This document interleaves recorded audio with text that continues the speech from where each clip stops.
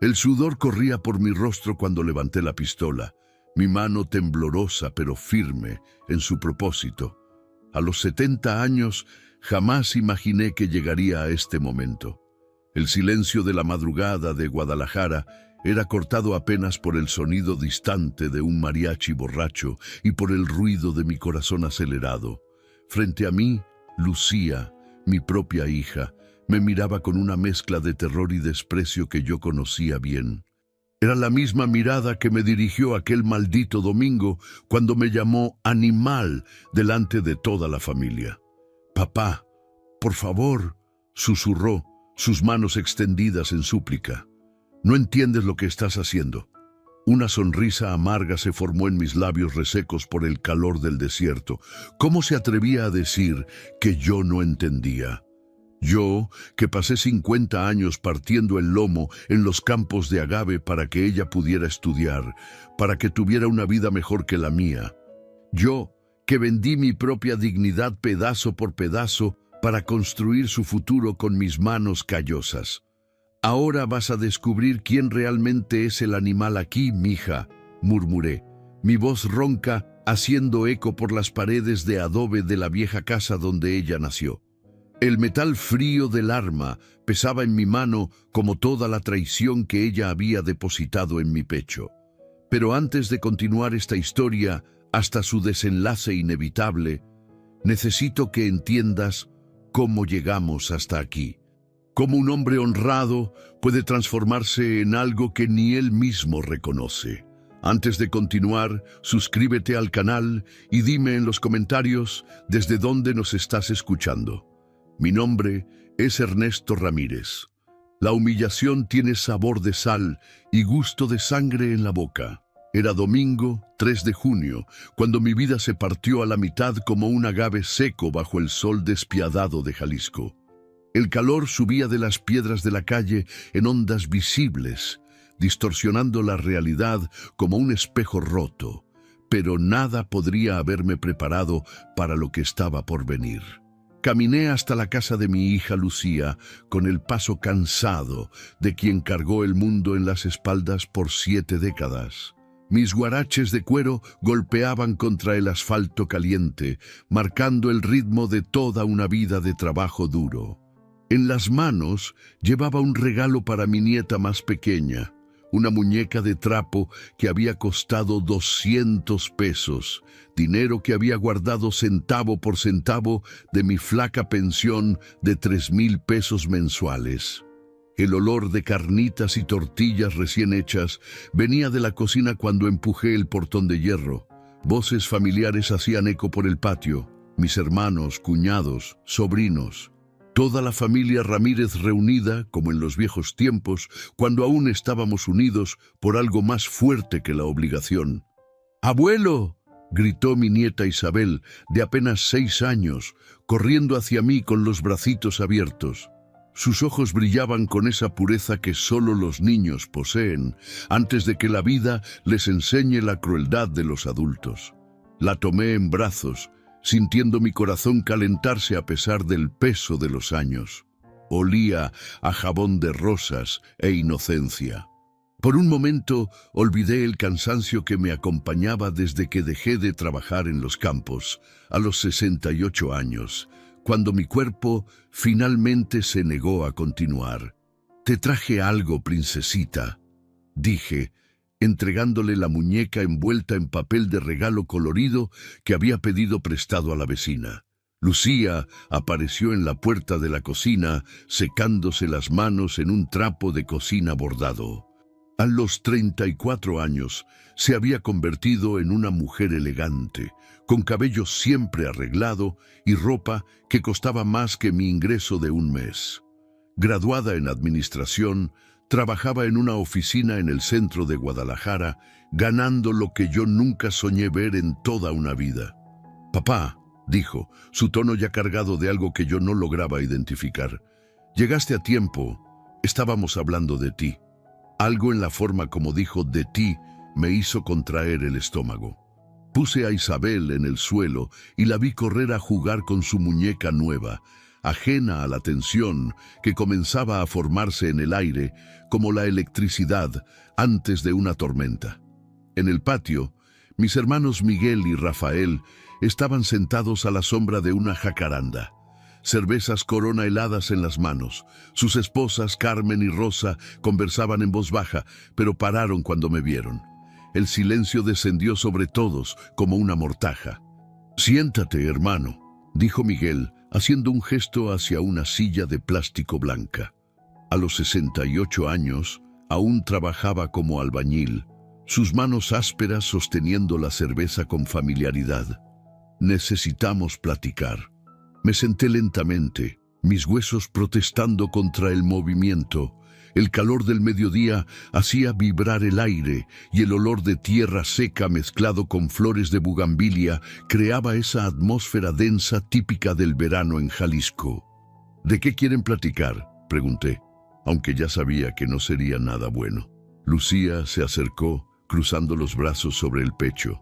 Sus ojos, que una vez brillaron de amor cuando era pequeña y yo llegaba del trabajo con dulces escondidos en el bolsillo, ahora me estudiaban con frialdad calculista. «Papá, ya no podemos fingir que no vemos lo que está pasando», comenzó, su voz ganando un tono profesoral que me irritó desde la primera palabra. «Te estás poniendo viejo, olvidadizo. Ayer mismo la vecina doña Esperanza vino a quejarse de que dejaste la manguera abierta toda la noche». «Fue un descuido», comencé a defenderme, pero ella levantó la mano interrumpiéndome. «No es solo eso. Tu casa está hecha un desastre. Apenas puedes cuidarte solo. Ya es hora de aceptar que necesitas ayuda». Miguel y Rafael intercambiaron miradas incómodas.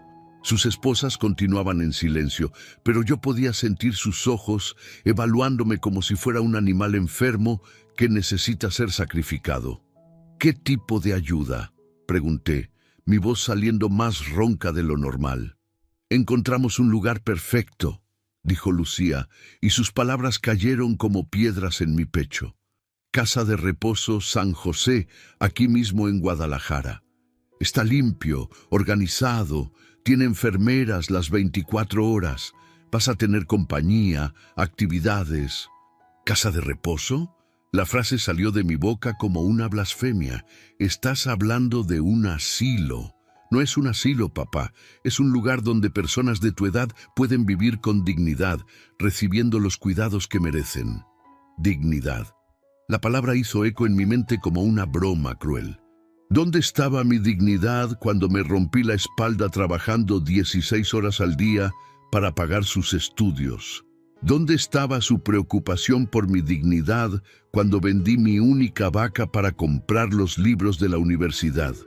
«Yo no me voy a ningún lado», dije, mi voz ganando fuerza. «Esta casa fue construida con el sudor de mi frente. Cada ladrillo fue pagado con mi trabajo». «Papá, sé razonable». «¿Es razonable?». Me levanté de la silla, sintiendo la rabia comenzar a hervir en mi pecho como agua en una olla al fuego. ¿Razonable fue trabajar como un burro para que tuvieras una vida mejor?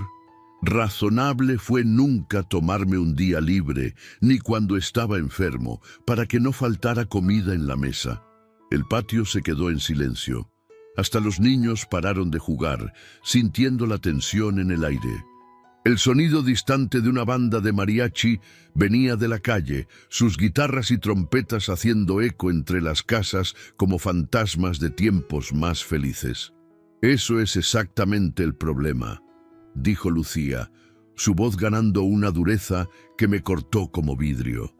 «Siempre fuiste así, trabajando como un animal. Nunca supiste ser un papá de verdad, solo sabías trabajar. ¿Y ahora quieres que yo te cuide como si fuera mi obligación? Animal». La palabra se quedó suspendida en el aire como humo venenoso. Sentí como si hubiera recibido un golpe en el estómago, todo el aire saliendo de mis pulmones de una vez. Miguel bajó la cabeza, incapaz de verme a los ojos. Rafael tragó saliva, su cerveza detenida a medio camino hacia la boca. «¿Cómo dijiste?», pregunté, mi voz saliendo en un susurro. «Escuchaste bien, papá. Siempre fuiste como un animal. Trabajabas, dormías, trabajabas más. Nunca me llevaste a un parque, nunca me ayudaste con la tarea, nunca estuviste presente cuando te necesité. Solo trabajabas como un animal y pensabas que eso era suficiente. Sus palabras hicieron eco por el patio como disparos. Sentí cada una clavarse en mi pecho, más dolorosas que cualquier herida física que hubiera sufrido en los campos.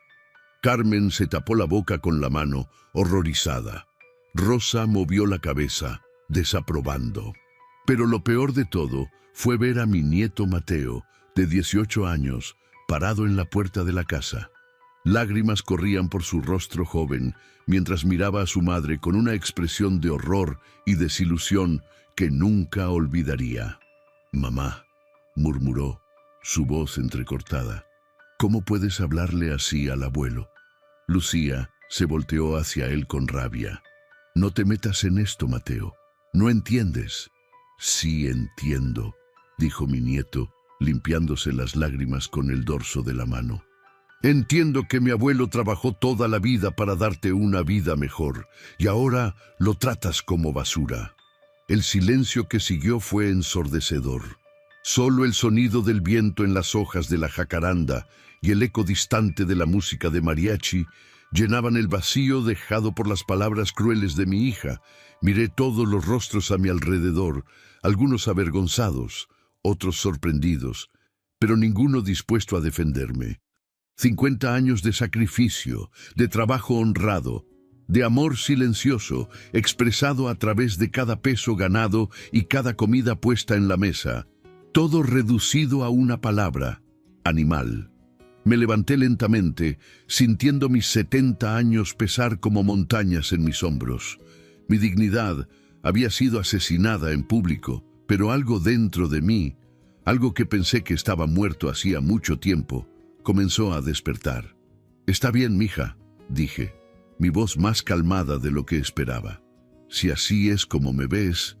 Caminé hasta el portón, cada paso haciendo eco como un tambor fúnebre en el patio silencioso. Antes de salir, me volteé una última vez para mirar a mi hija a los ojos. «Solo espero que nunca descubras lo que es ser tratada por tus hijos de la misma forma que me estás tratando hoy». Salí de ahí sin voltear atrás, pero podía sentir el peso de las miradas en mi espalda. El calor del mediodía golpeaba mi rostro como una bofetada, pero no era nada comparado con el fuego que comenzaba a arder en mi pecho. Caminé por las calles de Guadalajara sin rumbo fijo, mis pasos llevándome automáticamente hacia los barrios más antiguos, donde las casas de adobe fueron testigos de generaciones de la familia Ramírez. El olor de tortillas y el sonido de niños jugando me rodeaban, pero todo parecía distante, como si estuviera viendo la vida a través de un velo. Fue entonces que escuché pasos corriendo detrás de mí. «Abuelo, abuelo, espérese». Me volteé y vi a Mateo corriendo hacia mí, su rostro aún mojado de lágrimas. Cuando me alcanzó, se detuvo jadeando, sus manos temblando de emoción. «Perdone a mi mamá, abuelo», dijo entre respiraciones pesadas. «No sabe lo que está diciendo. Está estresada con el trabajo, con las cuentas». Puse mi mano en su hombro, sintiendo la fuerza joven de sus músculos, la promesa de un futuro que yo había ayudado a construir. «No necesitas explicarme nada, mijo», dije suavemente. «Algunas palabras no se pueden deshacer, pero no lo quiso decir. Sé que no lo quiso decir». Miré los ojos de mi nieto, ojos que eran iguales a los míos cuando joven, llenos de fuego y determinación. En ese momento, tomé una decisión que cambiaría todo. «Mateo», dije, mi voz ganando una firmeza que no sentía desde hacía años. «¿Quieres aprender lo que significa ser un hombre de verdad?». Asintió vigorosamente, limpiándose la nariz con la manga de la camisa. «Entonces, ven conmigo. Tengo algo que enseñarte». Mientras caminábamos juntos por las calles calientes de Guadalajara, podía sentir algo cambiando dentro de mí. La humillación aún dolía como una herida abierta. pero por debajo de ella había algo más fuerte creciendo, algo peligroso. Lucía me había llamado animal. Tal vez era hora de mostrarle que algunos animales, cuando están arrinconados, pueden ser mucho más peligrosos de lo que ella imaginaba. El sol comenzaba a ponerse en el horizonte, tiñendo el cielo de rojo sangre, y yo sabía que este sería apenas el primer día de una guerra que ella había comenzado, pero que yo terminaría. La venganza es un platillo que se come frío, pero se cocina en el fuego del desprecio. 2 semanas habían pasado desde aquel domingo maldito, y cada mañana despertaba con el sabor amargo de esa palabra aún en la boca. Animal. El espejo del baño me mostraba el rostro de un hombre que había envejecido una década en 15 días. Arrugas más profundas, ojos más hundidos, una expresión que yo mismo no reconocía. Pero por debajo de la apariencia derrotada, algo hervía silenciosamente. Mateo se había vuelto mi sombra desde aquel día. Aparecía en mi casa todas las tardes después de la escuela, trayendo tortillas calientes que su abuela materna preparaba y noticias de la familia. Siempre las mismas noticias. Lucía había encontrado un lugar en la casa de reposo San José. Solo estaba esperando el momento adecuado para comunicármelo oficialmente. «Habló con la trabajadora social ayer», dijo Mateo, sentado en la vieja mecedora que había sido de mi esposa. «Dijo que te estabas volviendo peligroso, que te puedes lastimar solo aquí en casa». Peligroso. La ironía de la palabra no pasó desapercibida para mí. «¿Y qué más dijo?», pregunté, sirviendo café en 2 tazas de peltre que habían sobrevivido a décadas de uso. Que no tienes condiciones económicas para mantenerte solo, que tu pensión apenas paga los gastos básicos. Era cierto, pero dolía escucharlo. 1,500 pesos al mes eran suficientes para sobrevivir, pero no para vivir con dignidad según los estándares de mi hija. Lo que ella no sabía era que yo había aprendido a lo largo de 70 años de vida que la dignidad no se compra, se conquista. «Mateo», dije, sentándome frente a él, «¿confías en mí?» «Claro, abuelo. ¿Por qué?» «Porque te voy a contar un secreto que puede cambiar todo». Los ojos del muchacho se iluminaron con curiosidad. Se inclinó hacia adelante, las manos sosteniendo la taza de café como si fuera un tesoro. «Durante 50 años trabajando en los campos», comencé, bajando la voz hasta casi un susurro, «nunca gasté todo lo que ganaba. Cada peso que sobraba lo guardaba, no en el banco. Los banqueros son ladrones de corbata. Lo guardaba aquí, en esta casa». Mateo frunció las cejas. «¿Lo guardaba dónde, abuelo?» Me levanté y caminé hasta la pared del fondo de la sala, donde un cuadro enmarcado de la Virgen de Guadalupe colgaba desde hacía décadas. Con cuidado, lo quité del clavo y revelé un pequeño hoyo en la pared de adobe, escondido detrás de la imagen sagrada. «Aquí», dije, metiendo la mano en el escondite y sacando una bolsa de tela amarrada con cordón. «Y en 12 lugares más en esta casa». Desaté el cordón y derramé el contenido sobre la mesa de madera. Billetes de 100, 200 y 500 pesos cayeron como hojas de otoño, creando una pequeña montaña de dinero que hizo que los ojos de Mateo se abrieran de asombro. «Dios mío», susurró, «¿cuánto es eso?» «Este es solo uno de los escondites», dije, volviendo a guardar los billetes. «En total tengo 860,000 pesos escondidos en esta casa». El número hizo eco por la sala como un trueno.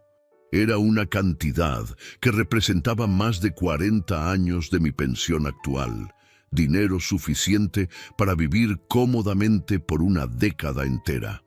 «¿Pero por qué nunca le dijiste a nadie?», preguntó Mateo, aún en shock. «Porque aprendí que la única persona en quien puedes confiar completamente eres tú mismo», dije, volviendo a colgar la foto de la Virgen. «Y porque siempre supe que un día necesitaría este dinero para algo importante». «¿Cómo qué?», Me senté nuevamente y miré directamente a los ojos de mi nieto, para mostrarle a tu mamá quién realmente es el animal en esta familia. El sol de la tarde entraba por las ventanas, creando patrones de luz y sombra que danzaban por el piso de azulejos gastados. El olor de jazmín venía del patio, mezclado con el aroma del café aún caliente en nuestras tazas. «Necesito que me ayudes, mijo», continué. «Pero lo que vamos a hacer debe quedar estrictamente entre nosotros. ¿Puedes prometerme eso?» Mateo asintió con vehemencia, sus ojos brillando con una mezcla de emoción y lealtad que me calentó el corazón. «Primero, necesito que descubras exactamente cuándo tu mamá planea llevarme a esa casa de reposo. Segundo, quiero que anotes todo lo que diga sobre mí, cada palabra, cada plan. ¿Puedes hacer eso?» «Sí, abuelo. ¿Pero qué está planeando?» Una sonrisa lenta se formó en mis labios, la primera sonrisa genuina en 2 semanas. «Le voy a dar a tu mamá exactamente lo que se merece, y lo voy a hacer de una forma que nunca va a olvidar». Durante los días siguientes, Mateo se convirtió en mi espía particular. Llegaba a casa todas las tardes con información fresca. Lucía había programado el traslado a la casa de reposo para el próximo sábado. Había vendido mi historia a los parientes, pintándome como un viejo senil que representaba peligro para sí mismo y para otros. «Dijo que te olvidas de apagar la estufa», reportó Mateo una tarde de jueves, mientras tomábamos horchata helada en el patio. «¿Y se lo dijo a quién?» «A tía Carmen, tío Miguel, y también a doña Elena de la esquina. Dijo que te estás poniendo como el viejo Pascual, que le prendió fuego a su propia casa el año pasado». La comparación con Pascual, que realmente había perdido la cordura mental en sus últimos años de vida, fue como una bofetada. Pero en lugar de entristecerme, solo alimentó más el fuego que crecía dentro de mí. ¿Qué más dijo? Que estás inventando historias, que les estás diciendo a los vecinos que ella te quiere robar, cuando en realidad solo te quiere ayudar. Historias. La palabra rebotó en mi mente como una bala perdida. 50 años de trabajo honesto, toda una vida de sacrificio, reducidos a historias de un viejo senil. «Mateo», dije, poniendo mi mano sobre la suya, «ya es hora de ejecutar nuestro plan». El viernes por la noche, víspera del día en que supuestamente sería llevado a la casa de reposo, puse en acción la primera fase de mi plan. Caminé hasta la casa de mi hermano Miguel, llevando conmigo una botella de tequila y un cigarro. 2 vicios que había abandonado hacía décadas, pero que sabía que él aún apreciaba. «¡Ernesto!», exclamó al verme en la puerta. «¡Qué sorpresa, hermano! Pasa, pasa». La casa de Miguel era modesta pero bien cuidada, resultado de toda una vida de trabajo duro en la construcción. Nos sentamos en el patio trasero, donde el olor de bugambilias se mezclaba con el aroma del tequila que yo había traído. «Vine a despedirme», dije, sirviendo 2 tragos de la bebida dorada. «Mañana me voy a la casa de reposo». Miguel bajó la cabeza, incapaz de verme a los ojos. «Ernesto, sabes que yo no estoy de acuerdo con esto». «Lo sé, hermano, y por eso vine aquí, para darte esto». Saqué del bolsillo un sobre manila, sellado y con su nombre escrito en mi letra más cuidadosa.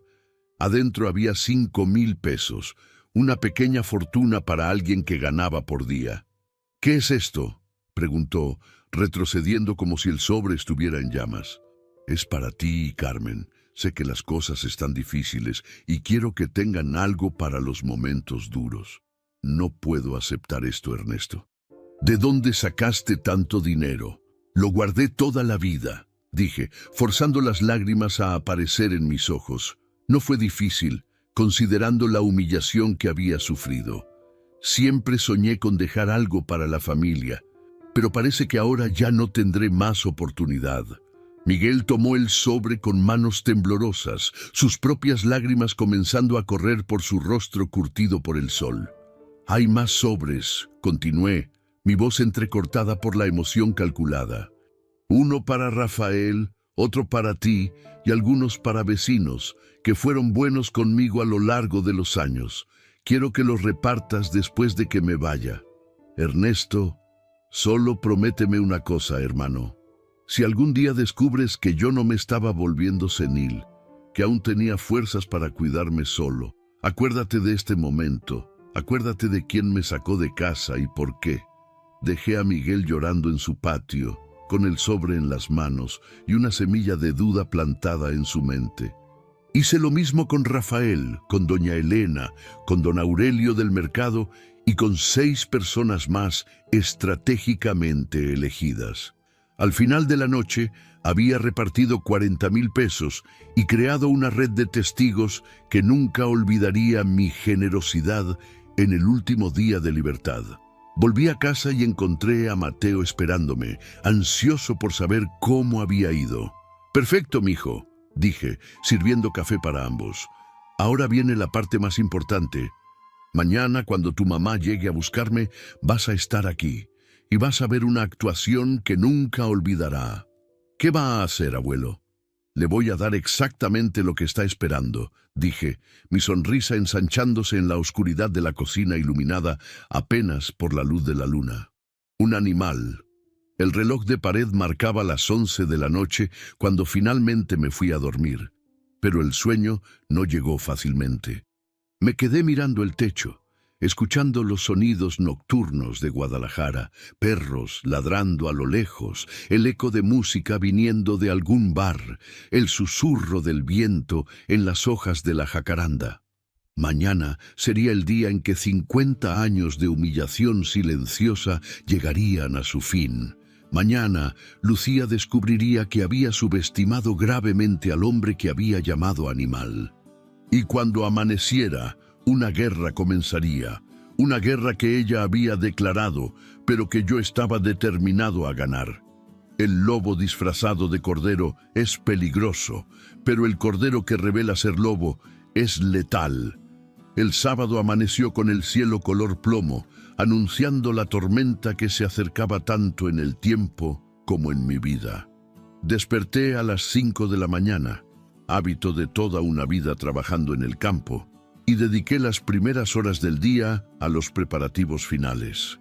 Me puse mi ropa más vieja y desgastada, una camisa a cuadros con remiendos visibles, pantalones de mezclilla descoloridos y guaraches de cuero que estaban literalmente cayéndose a pedazos. En el espejo, practiqué la expresión confundida y perdida que Lucía esperaba ver. Era más fácil de lo que imaginaba. Bastaba recordar la humillación de aquel domingo y dejar que el dolor apareciera en mis ojos. A las 7 en punto, Mateo tocó la puerta trasera, como habíamos acordado. «¿Está listo, abuelo?», preguntó, sus ojos brillando con una mezcla de emoción y nerviosismo. «Más listo que nunca, mijo. ¿Te acuerdas de lo que platicamos?». «Sí, voy a fingir que no sé nada. Me voy a sorprender con todo lo que pase y voy a observar cada reacción de mamá». «Perfecto. Ahora ayúdame a esparcir estas cosas por la casa». Durante la siguiente hora, transformamos mi casa organizada en un escenario de caos controlado. Dejamos ropa esparcida por la sala, pilas de platos sucios en el fregadero de la cocina y una olla vacía en la estufa con un trapo de cocina ligeramente quemado al lado. Evidencia fabricada de mi supuesta negligencia. El toque final fue un frasco de medicina vacío en el piso del cuarto, con algunas pastillas esparcidas alrededor, como si hubiera olvidado tomar la medicina y después tirado el frasco. «¿Se ve convincente?», pregunté, admirando nuestro trabajo. «Mucho», dijo Mateo moviendo la cabeza con admiración. «Si no supiera que es mentira, creería que realmente se está olvidando de las cosas». A las 9, escuchamos el sonido familiar del motor del carro de Lucía acercándose. Era un Tsuru azul de unos 10 años, comprado usado pero bien conservado, resultado de su trabajo en la oficina de contabilidad donde ganaba 8,000 pesos al mes. «Acuérdate», le susurré a Mateo, «sé natural y pon atención a todo». Lucía tocó la puerta principal 3 veces, con esa impaciencia característica que yo conocía desde que era adolescente. Cuando abrí, estaba acompañada de 2 personas, una mujer de mediana edad, vestida como profesional de la salud, y un hombre joven que claramente era chofer o auxiliar. «Buenos días, papá», dijo Lucía, su tono formal y frío. «Esta es la señora Martínez, trabajadora social de la Casa de Reposo San José». Ah, la tal señora Martínez me examinó con ojos clínicos, como si fuera un animal enfermo siendo evaluado para el sacrificio. Su cabello canoso estaba recogido en un chongo severo y cargaba una tabla con papeles que supuestamente decidirían mi destino.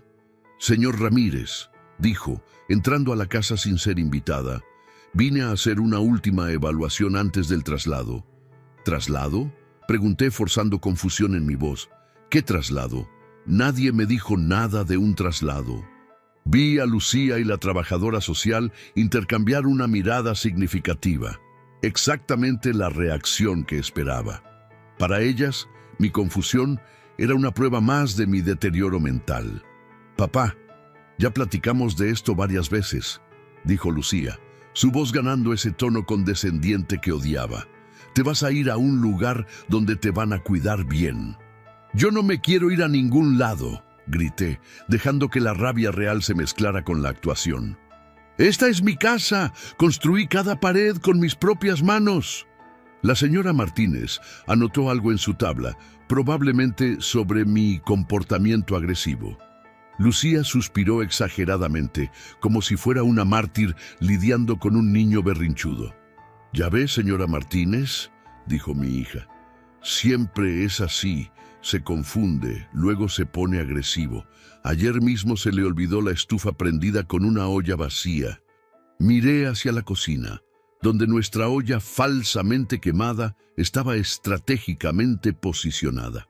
La trabajadora social siguió mi mirada y movió la cabeza con desaprobación.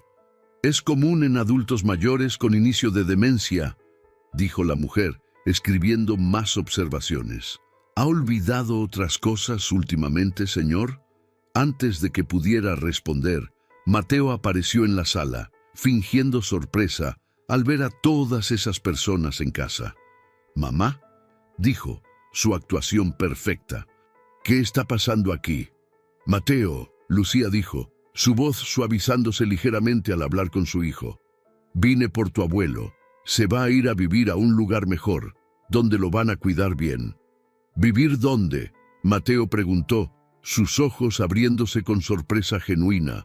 Después de todo, aunque sabía del plan, ver la frialdad de su propia madre aún lo impactaba.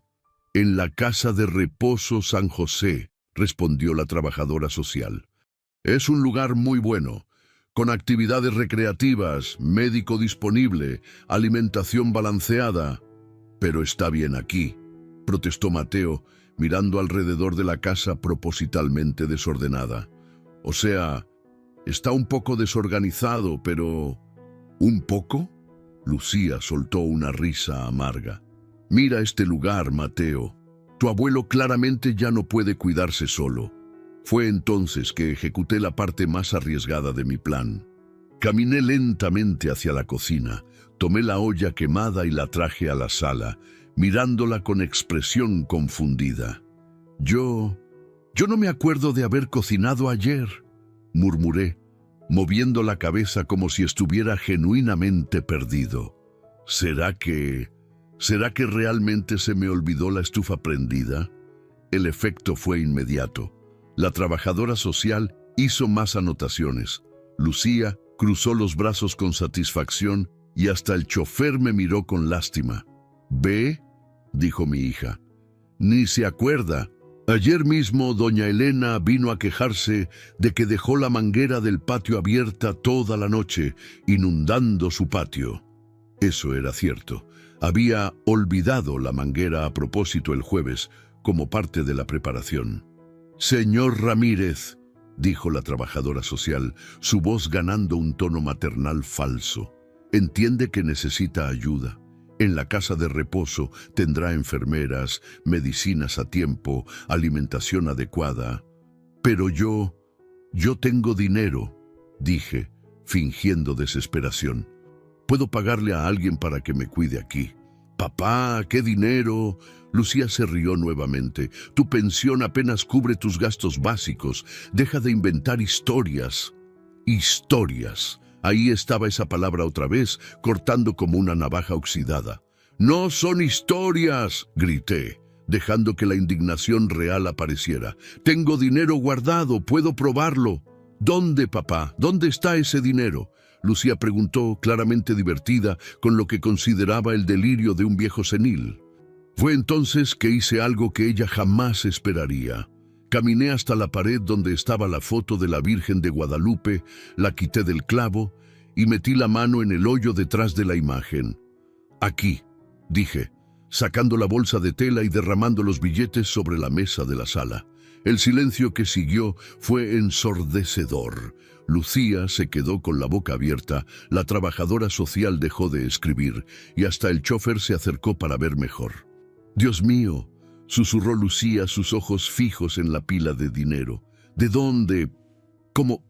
«Lo guardé toda la vida», dije, mi voz ganando fuerza y claridad que ellos no esperaban. Cada peso que sobraba de mi trabajo, lo guardaba, no en el banco. El banco es para ricos, lo guardaba aquí, en mi casa. Tomé el dinero y lo puse de vuelta en la bolsa, amarrándola cuidadosamente. Este es solo uno de los escondites, tengo más. La expresión en el rostro de Lucía cambió completamente. La condescendencia dio lugar a la sorpresa, después a la confusión y finalmente a algo que se parecía mucho a la codicia. «Papá, ¿por qué nunca me dijiste de este dinero?» «Porque», dije, mirándola directamente a los ojos, «sabía que un día lo necesitaría para probar que no soy el animal senil que piensas que soy. Animal». La palabra hizo eco por la sala como un fantasma materializado. Vi a Lucía tragar saliva, dándose cuenta de que había usado la misma palabra que ella me había dirigido el domingo anterior. «Señor Ramírez», intervino la trabajadora social, «aún con recursos económicos, usted aún necesita cuidados especializados. La edad avanzada trae limitaciones que...» «¿Qué limitaciones?», pregunté, mi voz ganando un tono desafiante. «Estoy lúcido, camino solo, cuido mi casa». «Pero la estufa, la manguera», comenzó Lucía. «Fueron accidentes», dije encogiéndome de hombros. «Cualquier persona puede olvidarse de una manguera abierta o una olla en la estufa. Eso no me hace incapaz». Vi la frustración crecer en el rostro de mi hija. Su plan perfecto se estaba desmoronando ante sus ojos y claramente no sabía cómo reaccionar. «Señora Martínez», dijo Lucía, su voz ganando un tono de urgencia, «aún así, creo que sería mejor». «Oh, en realidad», interrumpió la trabajadora social guardando su tabla, «si el señor tiene recursos económicos y está demostrando lucidez, tal vez podamos reconsiderar la situación». «¿Cómo?», Lucía preguntó claramente alarmada. «Bueno, la internación obligatoria solo se recomienda en casos de real incapacidad. Si el señor Ramírez puede mantenerse económicamente y está mentalmente competente, pero se olvida de las cosas, deja ollas en la estufa, eso no constituye prueba de incapacidad mental», dijo la mujer, cerrando la tabla. «Solo señales normales del envejecimiento». Vi el pánico crecer en los ojos de Lucía. Su plan cuidadosamente elaborado se estaba viniendo abajo y estaba perdiendo el control de la situación. «Mateo», dije, dirigiéndome a mi nieto, «¿puedes traer un vaso de agua para estas personas? Deben tener sed después de este viaje». Mateo asintió y salió hacia la cocina. Era nuestra señal acordada. «¿Sabe, señorita Martínez?», dije, sentándome en la mecedora con la postura erguida de quien estaba totalmente en control. «Creo que hubo un malentendido. Mi hija está preocupada por mí y eso es comprensible, pero tal vez su preocupación sea exagerada». «¿Exagerada?», Lucía explotó. «Papá, usted mismo dijo que no se acordaba de haber cocinado ayer». «Es cierto», admití, mi sonrisa ensanchándose lentamente. Dije eso, pero nunca dije que fuera verdad. El silencio que siguió estaba cargado de electricidad. Vi el momento exacto en que la realización golpeó a Lucía como un rayo. Había sido engañada. ¿Qué está diciendo?, susurró. Estoy diciendo, mija, que tal vez no seas la única persona inteligente en esta familia. Mateo volvió de la cocina con los vasos de agua, pero se detuvo en la puerta al sentir la tensión en el aire. Está diciendo que... comenzó la trabajadora social. Estoy diciendo que fingí estar confundido para ver hasta dónde sería capaz de llegar mi propia hija para deshacerse de mí, dije, mi voz ganando la fuerza y autoridad que había escondido por 2 semanas. Y descubrí que es capaz de llegar muy, muy lejos. Lucía se puso pálida, sus manos temblaban ligeramente y por un momento pensé que se iba a desmayar. Eso es imposible, murmuró. Usted estaba confundido, olvidadizo. No, Lucía, estaba dolido. Hay una gran diferencia entre las dos cosas. Me levanté de la silla y caminé hasta donde estaba, deteniéndome justo frente a ella. Por primera vez en semanas, yo era más alto que mi hija. No físicamente, sino en autoridad moral. Me llamaste animal aquel domingo. Dijiste que nunca fui un papá de verdad, que solo sabía trabajar. Pues bien, tenías razón en una cosa.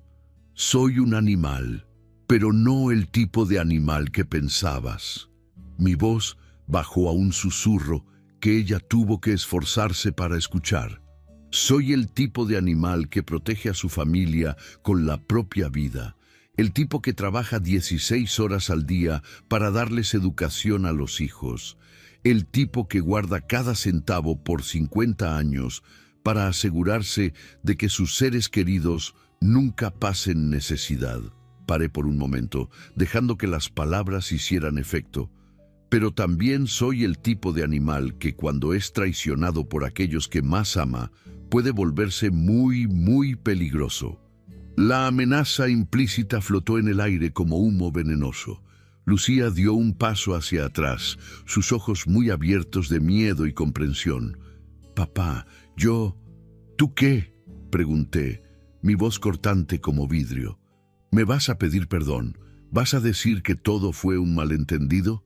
¿Que solo estabas preocupada por mi bienestar?». Abrió la boca, pero no salió ningún sonido. «Señora Martínez», dije, volteándome hacia la trabajadora social, «como puede ver, hubo un error. No necesito casa de reposo. Tengo recursos, lucidez y capacidad de cuidarme solo». «Por supuesto, señor Ramírez», dijo la mujer, claramente incómoda con la tensión en la sala. «Voy a anotar que la evaluación fue cancelada debido a circunstancias imprevistas». «Perfecto. Mateo, ¿puedes acompañar a estas personas hasta la puerta?». Mi nieto, aún aturdido por el cambio de situación, asintió con la cabeza y condujo a la trabajadora social y al chofer hacia afuera. Escuché el motor de su carro encendiendo y alejándose, dejando solo a Lucía, Mateo y a mí en la sala. El silencio se extendió por largos minutos. Lucía se quedó parada en medio de la sala, como una estatua de sal, mientras yo volví a sentarme en la mecedora. 50 años, dije finalmente, mi voz baja pero clara. 50 años trabajando como un burro para darte una vida mejor.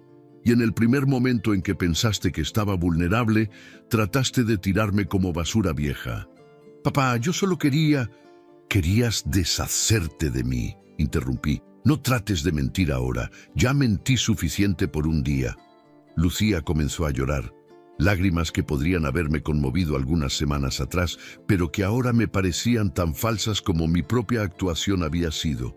«¿Qué va a hacer ahora?», preguntó entre sollozos. «Ahora». Me levanté nuevamente, caminando hasta la ventana que daba a la calle.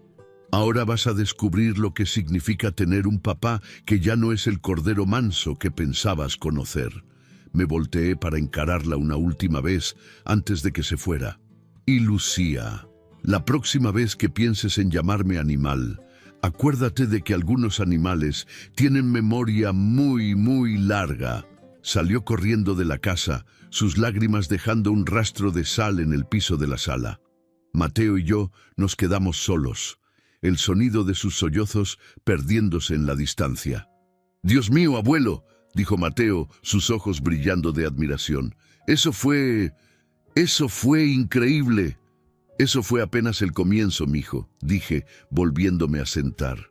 «Ahora tu mamá sabe que no soy la presa fácil que imaginaba, y eso la va a poner muy nerviosa». «¿Qué va a pasar ahora?». Sonreí, pero no fue una sonrisa bondadosa. Fue la sonrisa de un depredador que había revelado sus colmillos. «Ahora, mi nieto, tu mamá va a descubrir que declararle la guerra a un viejo sabio puede ser el mayor error de su vida». El sol finalmente apareció entre las nubes, iluminando mi rostro a través de la ventana. Pero la tormenta apenas estaba comenzando. La humillación pública es una herida que nunca cicatriza completamente, pero puede transformarse en combustible para una venganza impecable.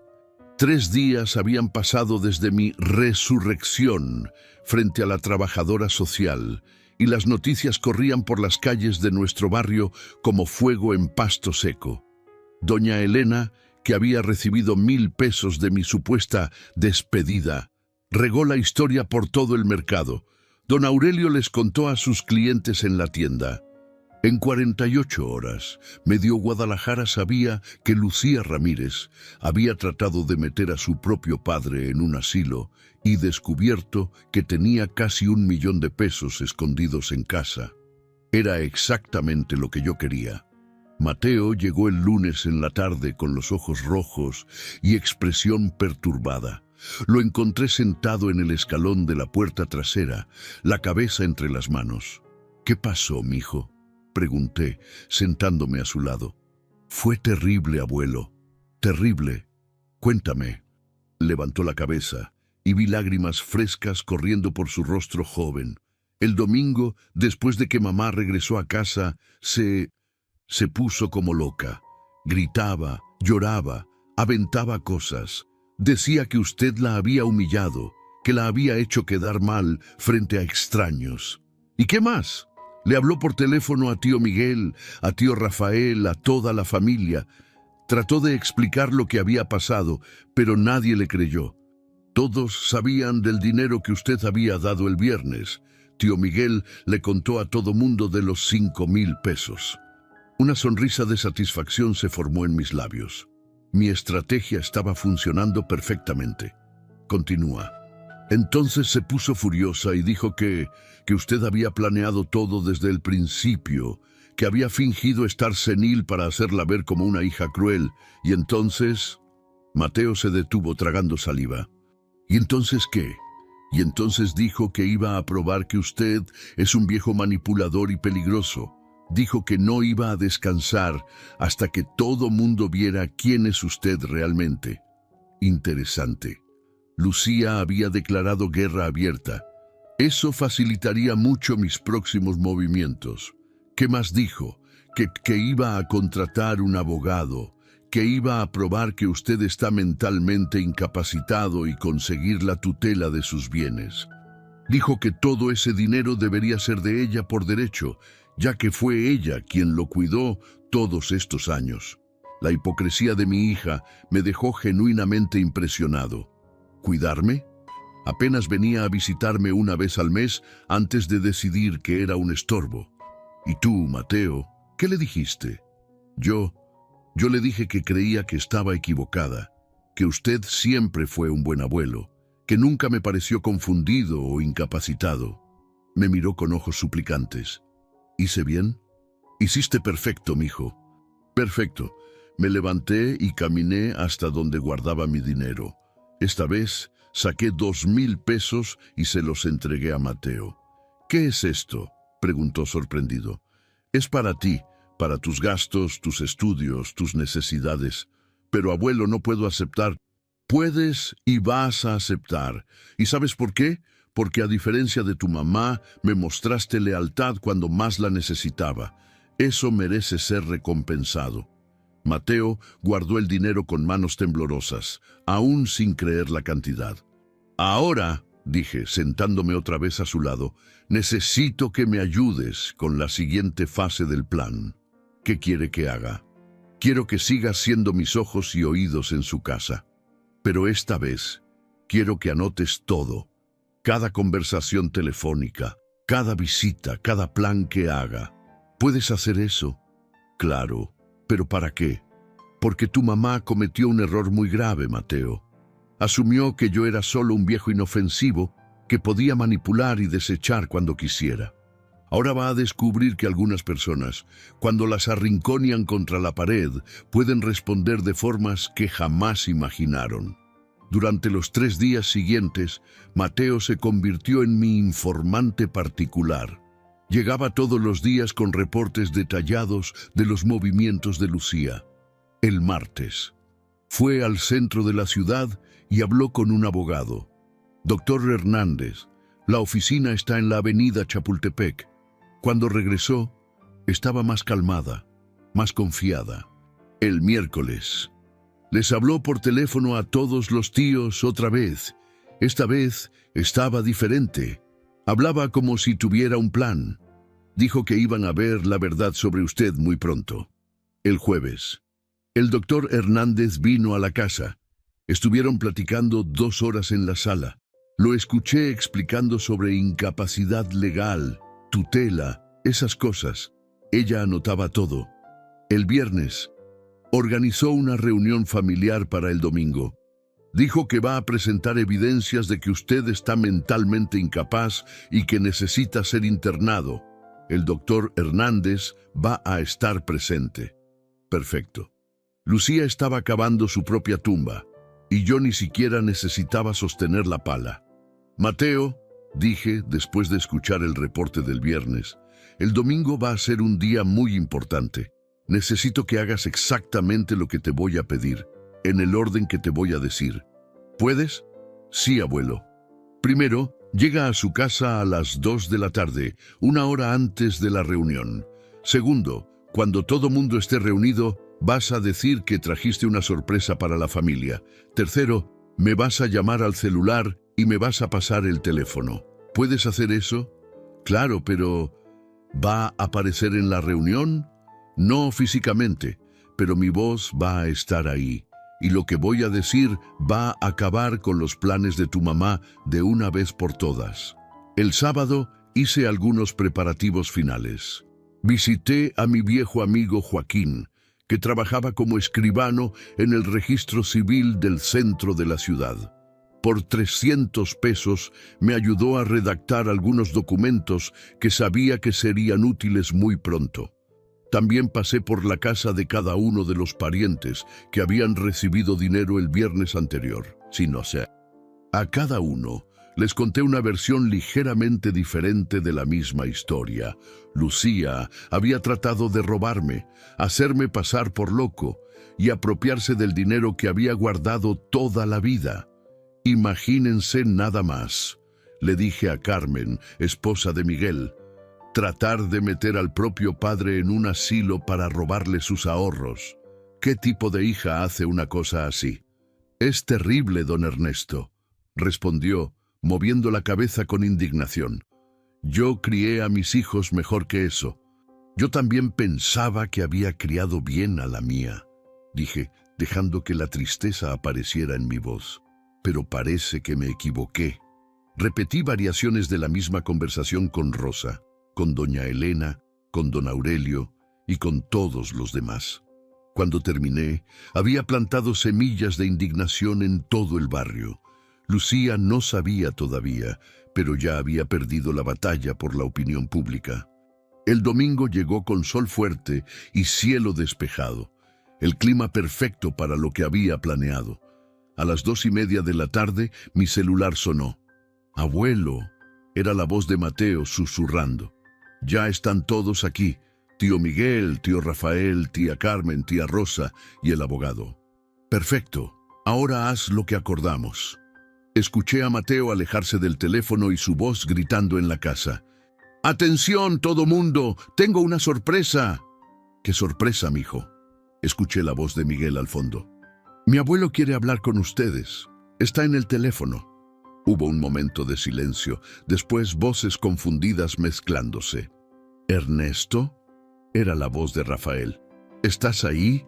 Aquí estoy, hermano, dije, mi voz saliendo alta y clara a través del altavoz del celular.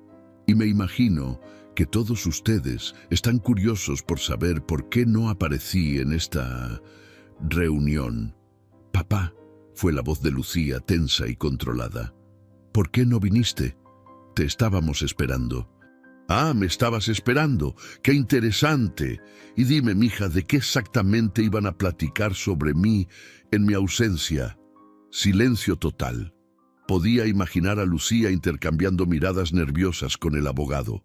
Bueno, continué, ya que están todos reunidos, les voy a ahorrar tiempo. Sé exactamente por qué se organizó esta reunión. Sé sobre el doctor Hernández. Hola, doctor.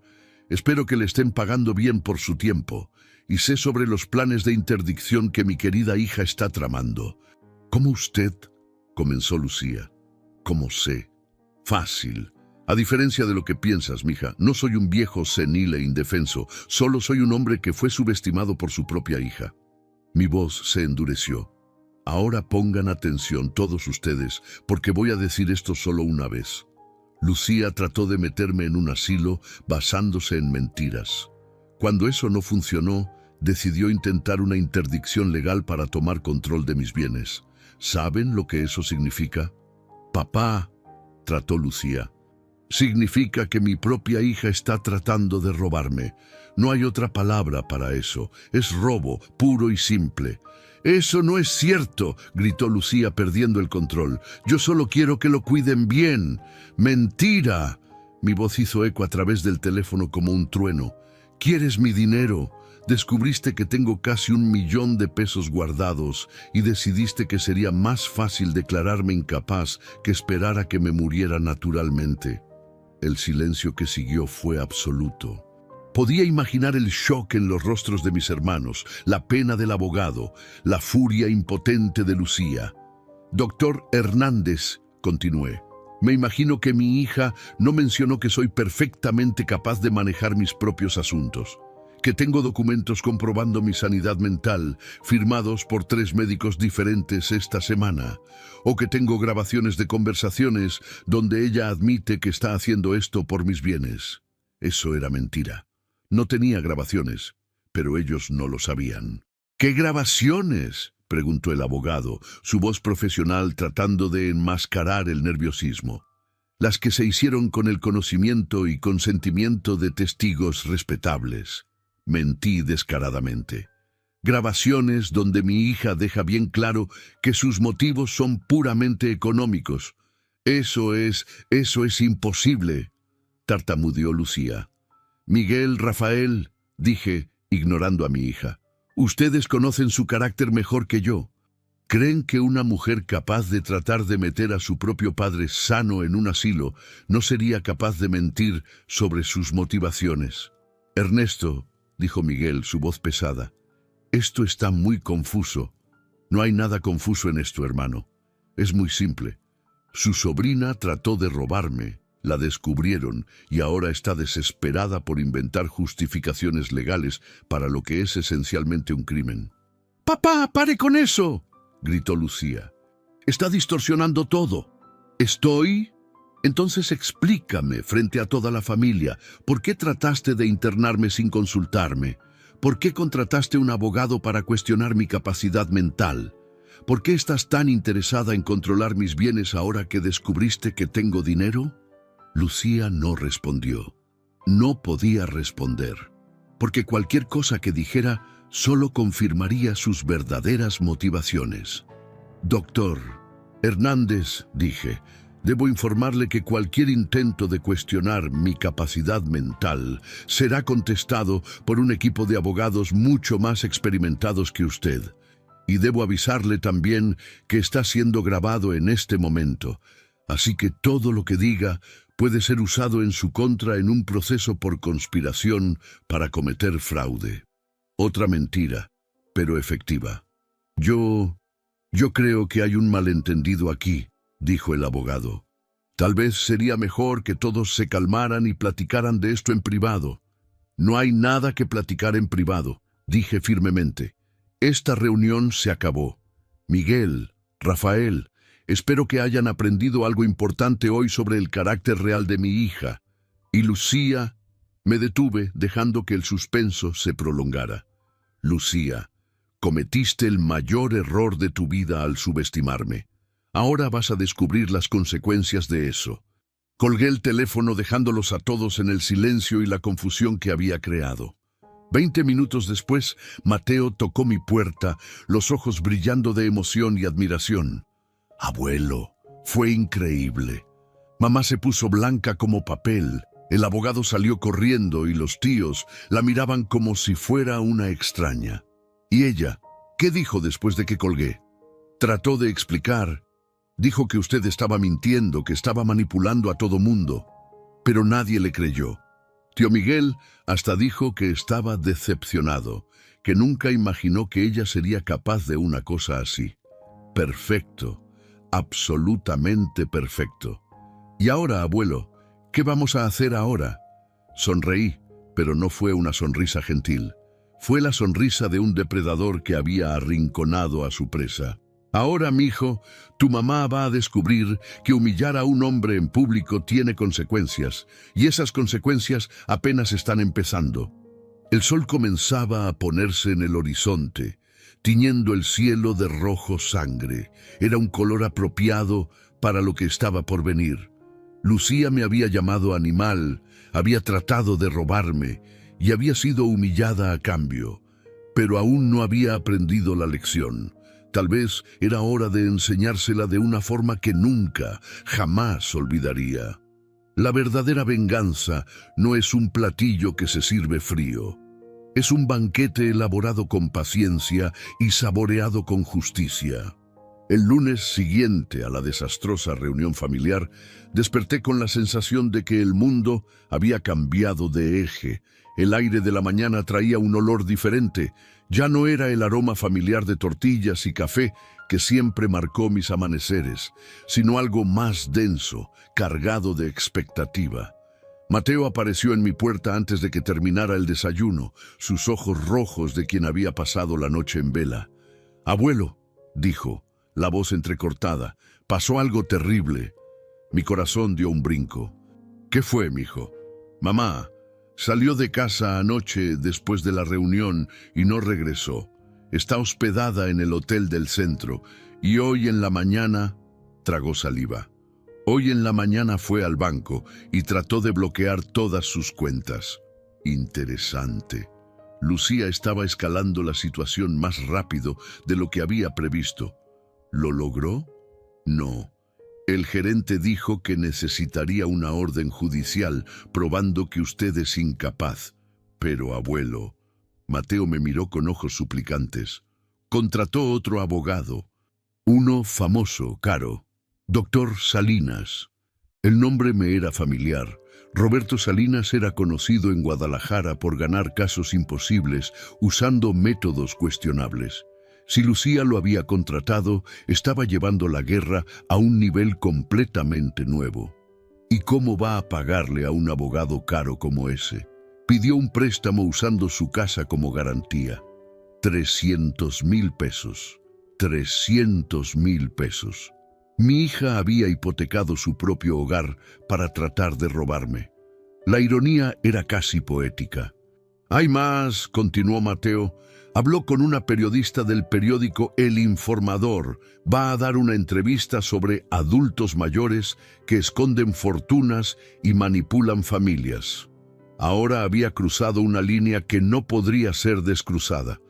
Exponer a nuestra familia en el periódico local era una declaración de guerra total. ¿Cuándo va a salir la entrevista? El jueves. Quiere que toda la ciudad sepa que usted es un viejo manipulador y peligroso. Me senté en la mecedora, procesando la información. Lucía estaba jugando todas las cartas en la mesa, apostando todo en una sola mano. Era una estrategia desesperada y extremadamente peligrosa para ella. «Mateo», dije calmadamente, Llegó la hora de mostrarle a tu mamá quién realmente es peligroso en esta familia. ¿Qué va a hacer? Algo que debería haber hecho hace mucho tiempo. Le voy a contar a todo el mundo la verdad sobre Lucía Ramírez. Durante los 3 días siguientes, trabajé incansablemente. Visité registros civiles, bancos y oficinas de abogados. Platiqué con vecinos, excompañeros de trabajo y conocidos de toda una vida. Recolecté documentos, declaraciones y evidencias. El miércoles por la noche tenía en mis manos un expediente completo sobre mi hija que haría que cualquier detective privado se muriera de envidia. Lucía pensaba que me conocía. Pensaba que era más inteligente, más educada, más sofisticada que el viejo ignorante que trabajó en los campos toda la vida, pero cometió un error fundamental. Subestimó lo que 50 años de experiencia de vida pueden enseñarle a un hombre sobre cómo funciona realmente el mundo. El jueves en la mañana, antes de que el periódico llegara a los puestos con la entrevista de Lucía, hice una llamada. «¿Aló? ¿El informador? Me gustaría hablar con la editora en jefe. Tengo una historia que va a interesar mucho a los lectores». 2 horas después, estaba sentado en la oficina de Carmen Delgado, editora en jefe del periódico local. Era una mujer de unos 50 años, cabello canoso y ojos inteligentes que me estudiaban con curiosidad. «Señor Ramírez», dijo hojeando los documentos que había traído, «estas son acusaciones muy serias contra su hija». «Son hechos, señora Delgado, documentados y verificables». «¿Y me está diciendo que su hija mintió en sus impuestos durante los últimos 5 años?» «Le estoy diciendo que declaró un ingreso menor del que realmente gana para pagar menos impuestos. Los documentos que le mostré prueban que recibe comisiones no declaradas de la oficina donde trabaja». Era cierto. Durante mi investigación, descubrí que Lucía recibía pagos extras por conseguir nuevos clientes para la oficina de contabilidad, pagos que nunca declaró al SAT. ¿Y sobre estas otras acusaciones? También ciertas. Pidió un préstamo de 25,000 pesos usando documentos falsificados sobre mi supuesta incapacidad mental. Eso es fraude bancario. Carmen siguió leyendo, sus cejas frunciéndose cada vez más. «¿Y tiene pruebas de que trató de sobornar empleados de la casa de reposo para que dijeran que usted necesitaba internación?» «Tengo las grabaciones», mentí sin pestañear. «Y 2 testigos que presenciaron la conversación». «Señor Ramírez», dijo Carmen recargándose en su silla, «¿por qué me trae esto hoy? ¿Por qué ahora?» «Porque hoy en la mañana mi hija va a publicar una entrevista en este periódico difamándome. Va a mentir sobre mi sanidad mental, sobre mi carácter y sobre las circunstancias de nuestra pelea familiar. Pensé que les gustaría conocer el otro lado de la historia antes de volverse cómplices de una campaña de difamación». Carmen tomó un teléfono interno e hizo una llamada rápida. «Jorge, esa entrevista con Lucía Ramírez que va a salir hoy, suspende la publicación, inmediatamente». Colgó y me miró nuevamente. «Señor Ramírez, si la mitad de lo que me está contando es cierto, casi cometimos un error muy grave». «No es solo la mitad, señora, es todo cierto. Y hay más». Abrí mi carpeta y saqué el último documento, el más devastador de todos. Este es un reporte médico detallado sobre mi estado mental, firmado por 3 psiquiatras diferentes. Certifica que estoy perfectamente cuerdo y capaz de manejar mis propios asuntos. También contiene una evaluación sobre los motivos por los cuales alguien querría declararme incapaz. Carmen leyó el documento con creciente interés. «¿Y esto de aquí?», preguntó señalando un párrafo específico. «Es la opinión de los médicos sobre el comportamiento de mi hija. Clasificaron sus acciones como consistentes con trastorno de personalidad antisocial motivado por codicia». No era exactamente así. Había pagado a los médicos para incluir esa frase, pero Carmen no necesitaba saber eso. Señor Ramírez, dijo, cerrando la carpeta, ¿quiere demandar a su propia hija? No quiero demandarla, señora Delgado. Quiero que aprenda una lección que nunca va a olvidar. Quiero que toda la ciudad de Guadalajara sepa qué tipo de persona es capaz de tratar de robar a su propio padre. Carmen se quedó en silencio por un largo momento, claramente pensando en las implicaciones de la historia. ¿Qué tipo de artículo le gustaría que publicáramos? Un artículo sobre hijos que tratan de aprovecharse de padres mayores. Un artículo sobre fraude familiar, sobre cómo detectar señales de abuso financiero contra adultos mayores. Un artículo educativo. Y su hija sería mencionada, solo como ejemplo, con documentos, pruebas y testigos. Todo muy factual, muy respetuoso. Solo la verdad. Carmen asintió lentamente. Voy a asignar a nuestro mejor reportero investigativo para verificar todos estos hechos. Si todo se confirma, bueno, tendremos una historia muy interesante que publicar. ¿Cuánto tiempo necesitan? Una semana, tal vez 2, para hacer un trabajo completo. Perfecto. Eso me da tiempo para preparar la siguiente fase de mi plan. Salí del periódico sintiéndome más liviano de lo que me había sentido en semanas. Lucía pensaba que me había arrinconado, pero en realidad había caído directo en la trampa que había preparado. Esa tarde recibí una llamada furiosa de ella. «Papá, ¿qué hizo? ¿Por qué cancelaron mi entrevista?» «¿Qué entrevista, mija? No sé de qué hablas». «Deje de fingir, sé que fue usted. El editor dijo que recibieron información conflictiva sobre la historia». «Ah, eso.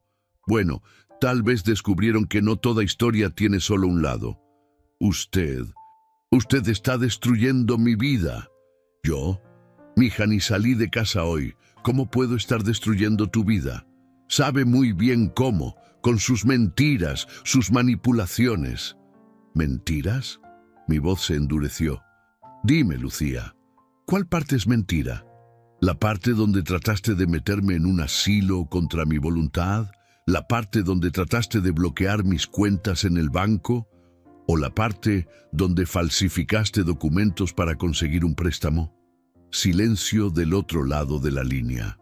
«Ah, pensaste que no sabía sobre el préstamo, sobre los documentos falsos que presentaste diciendo que estaba incapacitado mentalmente. Yo no. ¿No qué? No cometiste fraude. No le mentiste a un banco federal. Porque tengo copias de todos los documentos, Lucía, y tengo abogados mucho mejores que tu doctor Salinas. Eso es imposible. No tiene dinero para... ¿Para qué? Para contratar a los mejores abogados de Guadalajara.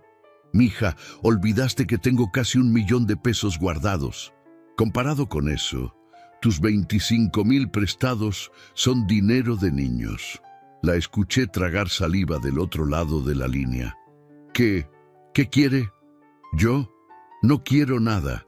Solo quiero vivir en paz en mi casa, con mi dinero, sin que nadie trate de robarme o meterme en un asilo contra mi voluntad. Papá, por favor. ¿Por favor qué? ¿Por favor olvide que me llamaste animal? ¿Por favor finja que no trataste de robarme? ¿Por favor actúe como si nada de esto hubiera pasado?» Mi voz se volvió hielo puro. «No, Lucía. Algunos errores no se pueden perdonar. Algunas palabras no se pueden olvidar. Y algunas traiciones tienen consecuencias». «¿Qué consecuencias?» «Vas a descubrir muy pronto».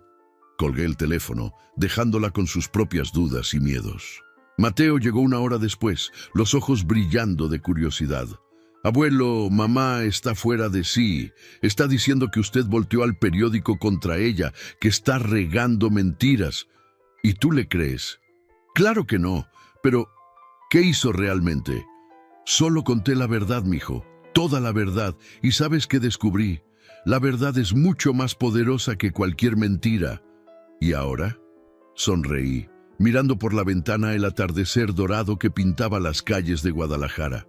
Ahora tu mamá va a descubrir que declararle la guerra a un hombre que ya no tiene nada que perder es la decisión más peligrosa que podría haber tomado. ¿Va a rendirse? No. Personas como tu mamá nunca se rinden cuando hay dinero de por medio. Va a escalar aún más la situación, va a intentar algo aún más desesperado. Y está preparado para eso. Mi sonrisa se ensanchó, pero no fue una sonrisa gentil. Mijo, lo estoy esperando. Porque cuando haga su próximo movimiento desesperado, voy a estar listo. Y esta vez, la lección que va a aprender será definitiva. La noche cayó sobre Guadalajara como una cortina negra, pero yo no sentía miedo de las tinieblas que estaban por venir. Al contrario, las esperaba ansiosamente, porque en la oscuridad los depredadores reales prosperan. Y Lucía estaba a punto de descubrir que su viejo padre se había convertido en el depredador más peligroso que jamás se enfrentaría. Cuando un hombre pierde todo lo que ama, se vuelve capaz de cualquier cosa, incluso de cosas que nunca imaginó ser capaz. La llamada llegó a las 3 de la madrugada del viernes, arrancándome de un sueño profundo. Era Mateo, su voz entrecortada por el pánico. «Abuelo, venga rápido. Mamá, ella trató de matarse». Las palabras me golpearon como un puñetazo en el estómago. Por un momento, toda mi sed de venganza desapareció, reemplazada por una preocupación paternal que pensé que había perdido para siempre. ¿Dónde está? En el hospital civil. Los doctores dicen que se tomó un montón de pastillas para dormir, pero llegó a tiempo. Ella va a estar bien. Me vestí rápidamente y caminé por las calles desiertas de Guadalajara hasta el hospital. El aire de la madrugada estaba frío y húmedo, cargado del olor de lluvia que se acercaba. Mis pasos hacían eco por las banquetas vacías, mientras mi mente procesaba lo que había pasado. Lucía había tratado de matarse. Mi hija, por más que la odiara en ese momento, había llegado al punto de querer acabar con su propia vida, y yo sabía que mi campaña de venganza había contribuido a eso. Encontré a Mateo en la sala de espera del hospital, los ojos rojos e hinchados de tanto llorar. Se aventó a mis brazos en cuanto me vio. Estaba durmiendo cuando escuché un ruido en su cuarto. Sollozó. Fui a ver, y estaba en el piso, con un frasco vacío de medicinas en la mano. Había una carta. ¿Qué carta? Una carta pidiendo perdón. Decía que ya no podía vivir con la vergüenza, que toda la ciudad estaba hablando de ella, que había perdido el trabajo por los chismes. Sentí un peso aplastante descendiendo sobre mi pecho. Mi venganza había funcionado mejor de lo que esperaba, y las consecuencias estaban siendo más devastadoras de lo que había previsto. ¿Puedo verla? Los doctores dijeron que todavía no. Está estable, pero sedada. Me senté al lado de Mateo en las sillas de plástico duro de la sala de espera. El hospital olía a desinfectante y desesperación, una combinación que siempre me recordaba a la muerte. «Mateo», dije suavemente, «culpas a tu abuelo por lo que pasó». Me miró con ojos llorosos, pero su respuesta me sorprendió. «No, abuelo, culpo a mamá. Ella fue la que empezó todo esto. Ella fue la que lo llamó animal, la que trató de robarlo. Usted solo se defendió». La lealtad del muchacho debería haberme consolado, pero solo hizo que el peso de la culpa pareciera más aplastante. Nos quedamos ahí hasta el amanecer, esperando noticias. A las 7 de la mañana, un doctor joven de ojos cansados se acercó a nosotros. «¿Familia Ramírez?» «Sí», respondimos al mismo tiempo. «La paciente está estable. El intento de suicidio no fue fatal, pero fue serio. Va a necesitar seguimiento psiquiátrico y apoyo familiar en los próximos meses». «¿Puedo verla?», pregunté. El doctor me estudió por un momento. «¿Usted es el papá?» «Soy». Ella lo mencionó varias veces durante la noche. Nada muy coherente por la sedación, pero tal vez sea mejor esperar hasta que esté más estable emocionalmente. Doctor, dijo Mateo, mi mamá y mi abuelo están peleados. ¿Será que eso afectó? Los conflictos familiares son muy comunes en intentos de suicidio, respondió el doctor diplomáticamente. Lo importante ahora es que tenga un ambiente de apoyo y comprensión para recuperarse. Salimos del hospital en silencio. El sol de la mañana pegaba fuerte en nuestras caras, pero yo me sentía más frío de lo que jamás me había sentido en mi vida. «Abuelo», dijo Mateo cuando llegamos a casa, «¿qué vamos a hacer ahora?». Era una pregunta para la cual no tenía respuesta. Durante semanas había planeado meticulosamente mi venganza contra Lucía. Había conseguido todo lo que quería. Estaba humillada, arruinada económicamente y socialmente destruida. Pero Victoria no era lo que sentía. No sé, mijo. Honestamente, no sé. Pasamos el sábado en casa, evitando conversaciones sobre lo que había pasado. Mateo trataba de ver televisión, pero yo podía ver que su mente estaba en otro lado. Yo me quedaba sentado en la mecedora, mirando por la ventana, tratando de entender cómo había llegado a este punto. El domingo en la mañana, Mateo trajo noticias del hospital. Ya despertó, está consciente y lúcida. Preguntó por usted. ¿Preguntó por mí? ¿Qué dijo? Que quiere pedir perdón, que sabe que se equivocó, que se pasó de la raya y que entiende si usted no la quiere perdonar. Miré a mi nieto viendo en sus ojos jóvenes una sabiduría que yo había perdido en algún lugar durante mi búsqueda de venganza. ¿Crees que debería ir a verla? Creo que los dos necesitan platicar. De verdad, esta vez, sin mentiras, sin juegos, sin tratar de lastimarse. Tenía razón, por supuesto, pero no sabía si estaba listo para enfrentar a mi hija después de todo lo que había pasado. Pasé el resto del domingo pensando. Repasé cada movimiento que había hecho, cada palabra que había dicho, cada carta que había jugado en esta guerra familiar que se había vuelto tan destructiva. Lucía me había lastimado profundamente al llamarme animal y tratar de robarme. Pero yo había respondido con una crueldad calculada que la había llevado al límite de la desesperación. ¿Quién era realmente el animal en esta historia? El lunes en la mañana tomé una decisión. Mateo, dije, vamos al hospital. El hospital civil se veía diferente durante el día, menos sombrío, más esperanzador. Caminamos por los pasillos hasta el cuarto 304, donde Lucía estaba internada. Me detuve en la puerta, mi mano temblorosa en la perilla. Dentro de ese cuarto estaba mi hija, la misma niña que había cargado en los hombros cuando era pequeña, que me había abrazado cuando llegaba del trabajo, que había llorado en mis brazos cuando su mamá murió. Toqué suavemente la puerta. «Pase», vino una voz débil de adentro. Abrí la puerta y la vi. Lucía estaba acostada en la cama del hospital, pálida y frágil, conectada a cables y monitores. Sus ojos, los mismos ojos que me habían mirado con tanto desprecio aquel domingo fatídico, ahora estaban llenos de lágrimas. «Papá», susurró. «Mija», respondí, mi propia voz entrecortada. Mateo se quedó en la puerta dándonos privacidad para lo que necesitaba decirse. «Papá, yo lo siento mucho por todo». Me acerqué a la cama notando cómo se veía pequeña y vulnerable bajo las sábanas blancas del hospital. «Yo también lo siento mucho, Lucía, muchísimo.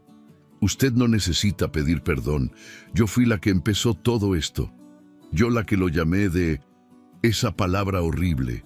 Yo la que trató de sacarlo de su casa, la que trató de quitarle su dinero». Me senté en la silla al lado de la cama, sintiendo el peso de todos mis 70 años. «Y yo fui el que la llevé a este punto», dije. «Yo el que la humilló públicamente, el que destruyó su reputación, el que la llevó a la desesperación. Pero yo me lo merecía. Nadie se merece llegar al punto de querer quitarse la vida, mija. Nadie». Nos quedamos en silencio por algunos minutos, cada uno perdido en sus propios pensamientos. «Papá», dijo finalmente, «¿por qué guardó todo ese dinero sin decirme? Era una pregunta justa, que merecía una respuesta honesta. Porque aprendí a no confiar completamente en nadie, ni siquiera en ti. Y cuando me demostraste que tenía razón al no confiar, confirmé sus peores miedos, completó. Sí. ¿Y por qué hice eso? ¿Por qué traté de internarlo, quitarle su dinero? No sé, mija. Solo tú puedes responder eso. Cerró los ojos, lágrimas corriendo por sus mejillas. Creo que siempre sentí que usted me debía algo, que todos esos años trabajando, nunca estando presente, nunca prestándome atención, que eso me daba derecho a tomar decisiones sobre su vida. Ya, ¿y ahora? Ahora veo lo equivocada que estaba. Usted trabajó tanto justamente para darme una vida mejor, y yo le pagué tratando de robarle lo que le quedaba de dignidad. Extendí la mano y toqué su cara, limpiando sus lágrimas como hacía cuando era pequeña. Los dos nos equivocamos, mija, nos equivocamos mucho. ¿Puede perdonarme? Miré los ojos de mi hija, ojos que habían visto tanto odio y desprecio en las últimas semanas, pero que ahora mostraban solo arrepentimiento genuino y amor. Solo si tú puedes perdonarme también. Claro que sí, papá, claro que sí. Nos abrazamos ahí en la cama del hospital, dos seres humanos heridos tratando de encontrar el camino de vuelta el uno al otro. ¿Qué vamos a hacer ahora?, preguntó. Vamos a empezar de nuevo, dije. Vamos a aprender a ser papá e hija otra vez. Vamos a aprender a respetarnos, a amarnos y a confiar el uno en el otro. ¿Y el dinero? El dinero se va a quedar donde está. Cuando me muera, va a ser tuyo. Pero mientras esté vivo es mío, y vas a tener que aceptar eso. Acepto, dijo sin dudar, completamente. Y vas a tener que probar que cambiaste. Vas a tener que reconquistar mi confianza. Lo sé, y lo voy a hacer, papá. Voy a pasar el resto de mi vida probando que soy digna de ser su hija. Salimos del hospital esa tarde como una familia herida, pero ya no rota. El camino hacia la reconciliación sería largo y difícil, pero por primera vez en semanas sentía esperanza. Abuelo, dijo Mateo mientras caminábamos a casa, ¿está contento de que todo terminó? No terminó, mijo, respondí. En realidad, apenas está empezando. Ahora viene la parte más difícil, aprender a perdonar de verdad y reconstruir lo que se destruyó. ¿Lo va a lograr? Miré el cielo de Guadalajara, donde las primeras estrellas comenzaban a aparecer en la oscuridad creciente. Lo voy a intentar, Mateo. Por ella, por ti y por mí mismo. Lo voy a intentar. La guerra había terminado, pero la paz aún necesitaba construirse, y estaba determinado a dedicar los años que me quedaban a esa construcción, ladrillo por ladrillo, perdón por perdón. Porque al final descubrí que la verdadera victoria no estaba en destruir a mi hija, sino en encontrar el camino de vuelta al amor que se había perdido en medio de tanto odio y resentimiento. La palabra animal aún hacía eco en mi memoria, pero ahora traía un significado diferente. Sí, era un animal que protegía a su familia, que luchaba cuando era necesario, pero que también era capaz de amor, perdón y redención. Y tal vez, al final de cuentas, esa fuera la lección más importante de todas. El perdón verdadero no borra el pasado, pero construye un futuro donde las heridas pueden finalmente sanar. 6 meses habían pasado desde aquel día en el hospital y nuestra casa volvió a tener vida. No la misma vida de antes. Esa estaba perdida para siempre, sino algo nuevo, construido sobre las cenizas de lo que había sido destruido. Lucía había salido del hospital después de una semana de internación y 3 meses de terapia intensiva. El psiquiatra, Dr. Morales, nos había explicado que situaciones de estrés extremo pueden llevar a personas normales a comportamientos destructivos. No era una excusa para lo que había hecho, pero ayudaba a entender cómo llegamos a ese punto. Había perdido el trabajo en la oficina de contabilidad. Los chismes sobre su intento de meter a su propio padre en un asilo se habían regado, y su jefe consideró que eso reflejaba mal en su carácter. Pero en lugar de hundirse en la autocompasión, Lucía usó eso como una oportunidad para empezar de nuevo. «Papá», me dijo una tarde de martes, mientras tomábamos café en el patio de casa, «conseguí un trabajo nuevo». «¿Dónde?» «En la Asociación de Protección a los Adultos Mayores. Voy a trabajar ayudando a familias a resolver conflictos antes de que lleguen al punto al que llegamos nosotros». La ironía no pasó desapercibida para ninguno de nosotros. Mi hija, que había tratado de meterme en un asilo contra mi voluntad, ahora dedicaría su vida a proteger a otros adultos mayores de situaciones similares. ¿Y el sueldo? Menor del que ganaba antes, 4,000 pesos al mes.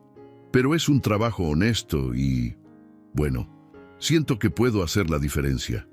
Asentí, sintiendo orgullo por primera vez en mucho tiempo. Es un buen comienzo. Mateo, que se había vuelto un puente entre nosotros dos durante los meses de reconciliación, sonrió al ver nuestra conversación fluir naturalmente. «Abuelo», dijo, «cuéntele a mamá sobre lo que decidió hacer con el dinero». Lucía me miró con curiosidad, pero sin la codicia que había visto en sus ojos antes. «Parte del dinero», expliqué, «se va a usar para crear una fundación. Fundación Esperanza Ramírez, en honor a tu mamá. Va a ayudar a adultos mayores en situación vulnerable». «Papá, eso es hermoso. También decidí que tú vas a administrar la fundación, si quieres, claro». Lucía se quedó en silencio por un largo momento, lágrimas formándose en sus ojos. «¿Por qué? Después de todo lo que hice». «Porque creo que las personas que han pasado por dificultades son las más calificadas para ayudar a otros que enfrentan situaciones similares. Ahora entiendes lo que significa estar desesperada, sentir que perdiste todo. Eso puede hacer que seas mejor para ayudar a otros. ¿Y si lo decepciono otra vez? Entonces aprenderemos de eso también. Pero prefiero confiar en ti y arriesgarme a ser decepcionado que vivir con miedo de lo que puede pasar». Fue así como, 9 meses después de nuestra guerra familiar, inauguramos la Fundación Esperanza Ramírez. Destinamos 300,000 pesos de mi dinero guardado para crear un fondo que ayudaría a adultos mayores con problemas familiares, dificultades económicas o problemas de salud mental. La ceremonia de inauguración fue pequeña, íntima. Estuvieron presentes mis hermanos Miguel y Rafael con sus esposas, algunos vecinos y el doctor Morales, que se había vuelto amigo de la familia. «Doña Esperanza estaría orgullosa», dijo Miguel, levantando un brindis con horchata. «Orgullosa de los dos». Era cierto. Mi esposa siempre había soñado con ayudar a los necesitados, pero nuestra situación económica nunca lo había permitido. Ahora, con el dinero que había guardado toda la vida, finalmente podíamos realizar ese sueño de ella. Durante el primer año de funcionamiento, la fundación ayudó a 42 familias. Casos como el nuestro, hijos que trataban de internar a padres aún capaces, adultos mayores siendo engañados por parientes codiciosos, familias destruidas por conflictos sobre herencias. Lucía se reveló como una administradora dedicada y eficiente. Trabajaba 12 horas al día, visitaba cada familia personalmente y seguía cada caso hasta su resolución. Ver a mi hija ayudando a otros adultos mayores me hacía recordar a la mujer bondadosa que había criado, antes de que la codicia y el resentimiento la transformaran en alguien que no reconocía. «¿Sabe, papá?», me dijo una noche de diciembre mientras organizábamos los reportes de la fundación. «Hoy atendí una familia donde la hija estaba tratando de convencer al papá de vender la casa para invertir el dinero con ella». «¿Y qué hiciste?». Platiqué con ella sobre mi propia experiencia. Le conté cómo traté de sacarlo de su casa, cómo eso casi destruyó nuestra familia, cómo casi me costó la vida. «¿Y te escuchó?». «Al principio no. Se puso furiosa, dijo que yo no entendía su situación. Pero cuando le conté sobre el intento de suicidio, sobre cómo la culpa casi me mata, creo que eso la tocó. Y el papá decidió quedarse con la casa y solo le da a la hija una pequeña cantidad mensual para ayudar con sus gastos. Todos quedaron conformes. Historias como esa se volvieron comunes en nuestra vida. La fundación no solo ayudaba a otras familias, sino que también sanaba nuestra propia familia con cada caso resuelto. Mateo, que ahora tenía 19 años y estudiaba Derecho en la universidad, también se involucró con el trabajo de la fundación. Sus calificaciones eran excelentes.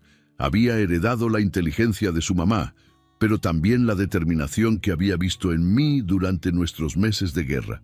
«Abuelo», me dijo una tarde de sábado, mientras ayudaba a organizar documentos de la fundación, «¿puedo hacerle una pregunta?» «Claro, mijo». «¿Usted realmente planeó todo desde el principio, desde el día que mamá lo llamó animal?» Era una pregunta que había evitado responder completamente, incluso para mí mismo. «No exactamente», admití. «Al principio solo quería que supiera que me había lastimado. Quería que se arrepintiera de lo que había dicho, pero después se volvió algo más grande. Sí, después se volvió una obsesión. Quería destruirla completamente, hacerla pagar por cada palabra cruel, cada intento de humillarme. ¿Y se arrepiente?» Pensé en la pregunta por un largo momento. Me arrepiento de haber llegado tan lejos. Me arrepiento de casi haber perdido a mi hija para siempre. Pero no me arrepiento de haberme defendido. Un hombre tiene derecho a preservar su dignidad. Aunque eso lastime a las personas que ama, esa es la parte difícil, Mateo.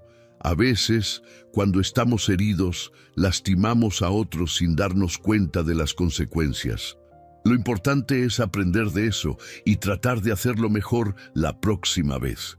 En el segundo año de la fundación, recibimos un caso que cambiaría nuestras vidas una vez más.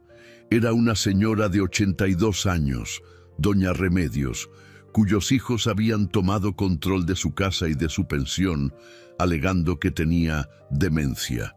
«La diferencia», me explicó Lucía después de visitar a la familia, «es que doña Remedios realmente tiene inicio de demencia.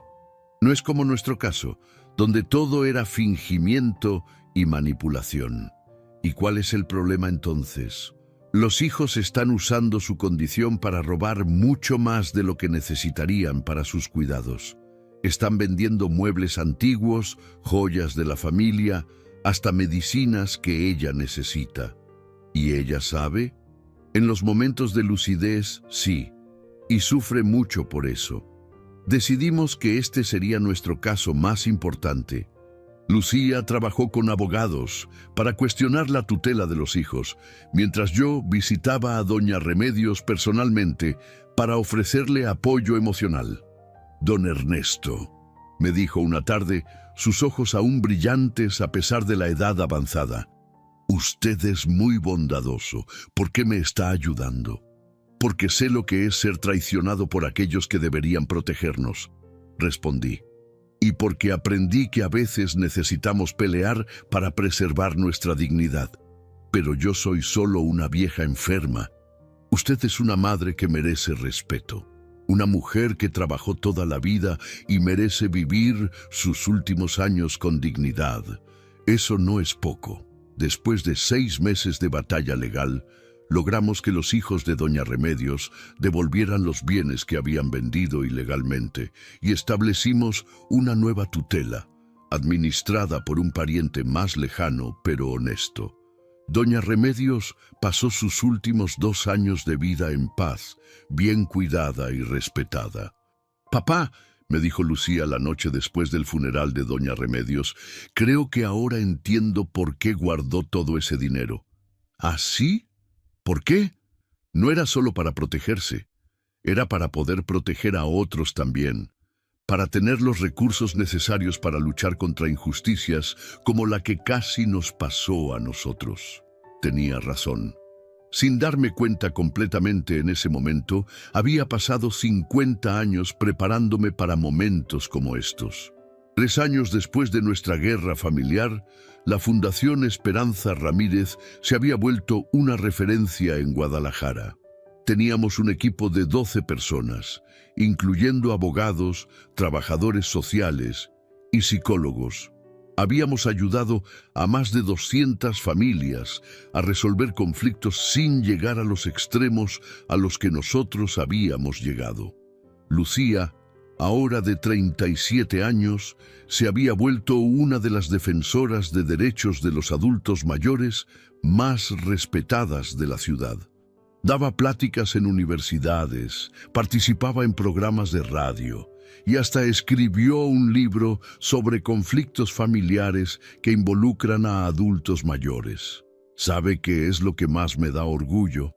Me dijo Mateo una tarde de domingo, mientras almorzábamos juntos, una tradición que habíamos retomado, que ustedes convirtieron la cosa más fea que pasó en nuestra familia en la cosa más bonita. Lucía sonrió, tomando mi mano por encima de la mesa. Su abuelo me enseñó que podemos elegir qué hacer con nuestro dolor, dijo. Podemos dejar que nos destruya o podemos usarlo para construir algo mejor. ¿Y qué eligieron?, preguntó Mateo. Elegí construir, respondió, mirándome directamente a los ojos. Elegí honrar el amor que mi papá siempre tuvo por mí, aun cuando no me lo merecía. Esa tarde, después de que Lucía y Mateo se fueron, me senté en la mecedora donde todo había comenzado. La misma mecedora donde había planeado mi venganza 3 años antes.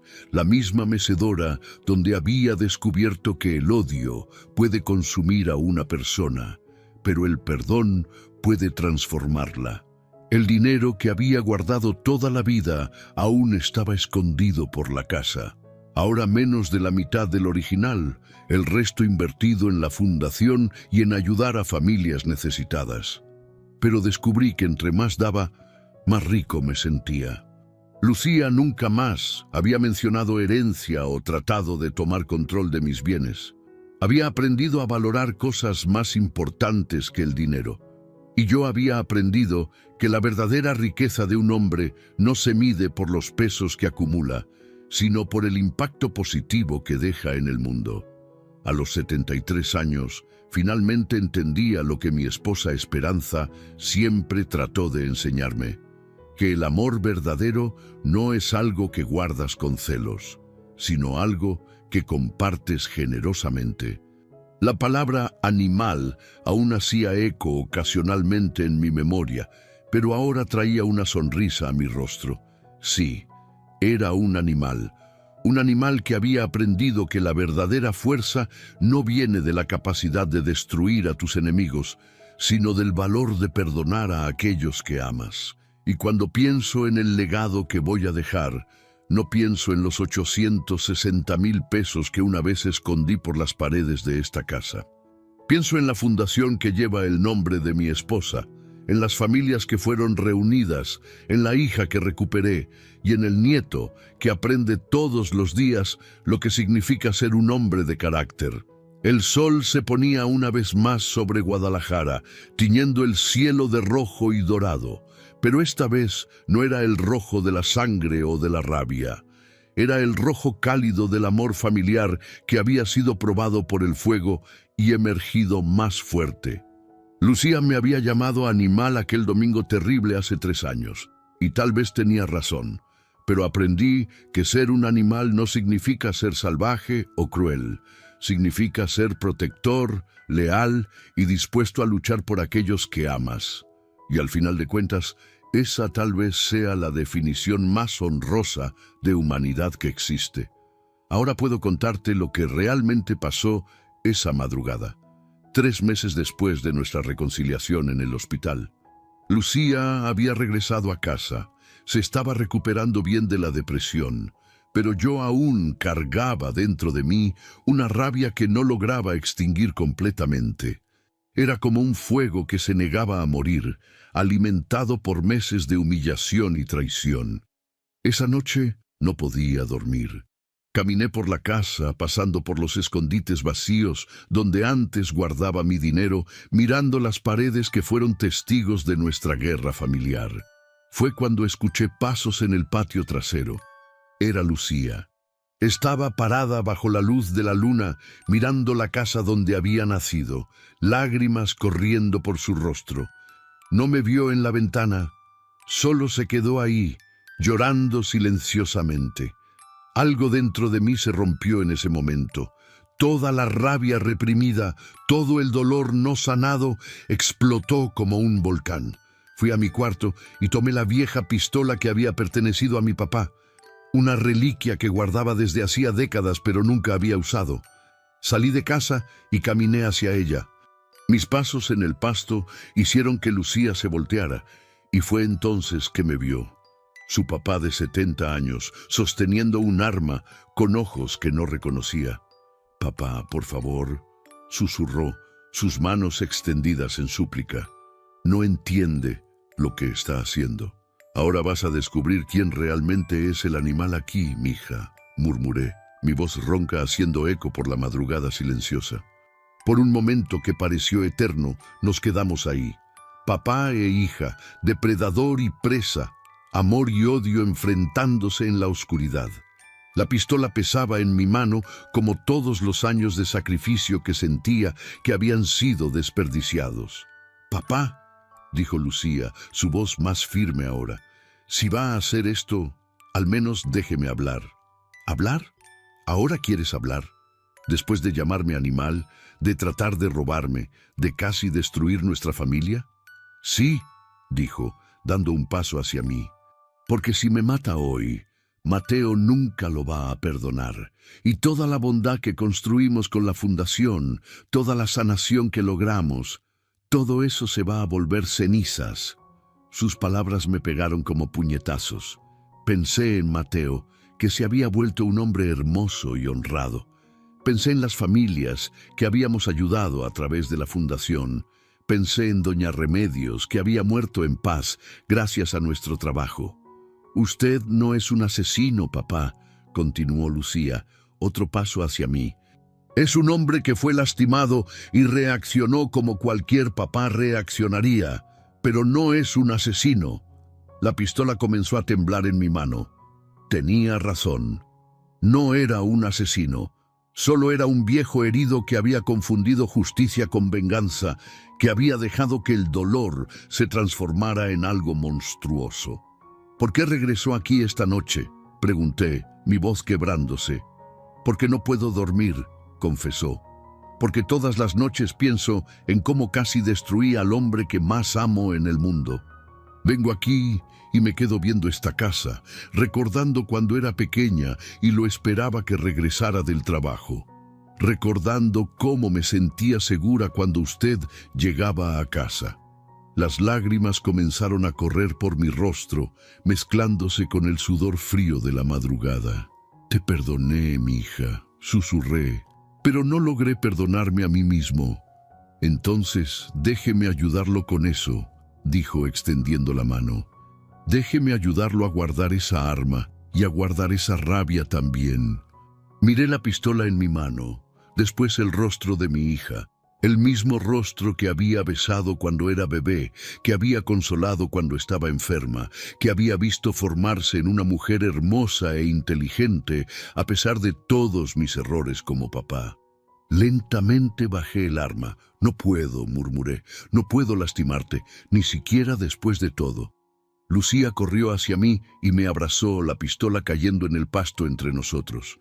Lloramos juntos ahí en el patio, bajo la luz de la luna y las estrellas de Guadalajara, liberando finalmente todo el dolor que aún cargábamos. «Perdóneme, papá», sollozó, «perdóneme por todo. Ya perdoné hace mucho tiempo, mija. Ahora necesito aprender a perdonarme también».